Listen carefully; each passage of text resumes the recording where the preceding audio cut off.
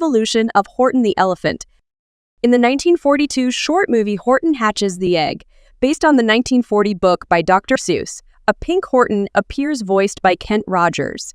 Here, a kind and naive elephant agrees to watch over lazy Maisie Bird's egg while she vacations. He has to face rain, snow, the three hunters, and the taunts of other animals, and ends up in a circus. But his efforts were not in vain, and when the egg hatches, it produces the hybrid elephant bird, who returns with him to the wild. In the 1970 animated TV special, Horton Hears a Who, based on the 1954 Dr. Seuss's book of the same name, Horton appears voiced by Hans Conried. Unlike the first movie, he is portrayed as gray instead of pink.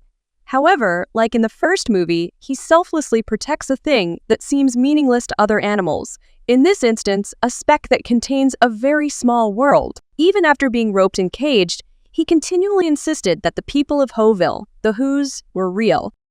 In the 1994 movie In Search of Dr. Seuss, in the jungle, a pink Horton is seen running past a news reporter, Kathy Lane, after which she decides to read the book Horton Hatches the Egg. Horton appears as a recurring character in the TV show The Wubbulous World of Dr. Seuss, performed by John Kennedy. In each of his appearances, Horton endures a good amount of ridicule and receives criticism for believing in something that no one else does. He is often seen in the company of his son, Morton the Elephant Bird. In the musical Seussical, Horton is also one of the main characters, played by Kevin Chamberlain, combining his roles in Horton Hatches the Egg and Horton Hears a Who. The basic storyline of the musical is centered around him. In the CGI 2008 full-length animated movie Horton Hears a Who, Horton is a nature teacher in the jungle of Newell and is shown to be eccentric, imaginative, and sort of absent-minded. He is voiced by Jim Carrey.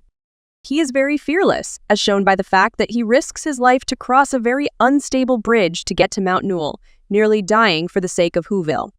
He is also very forgiving, since he never holds hard feelings for the other animals despite all the harm and terrible things they did to him, as shown in the cases of Sour Kangaroo, the Wickersham Brothers, and Vlad.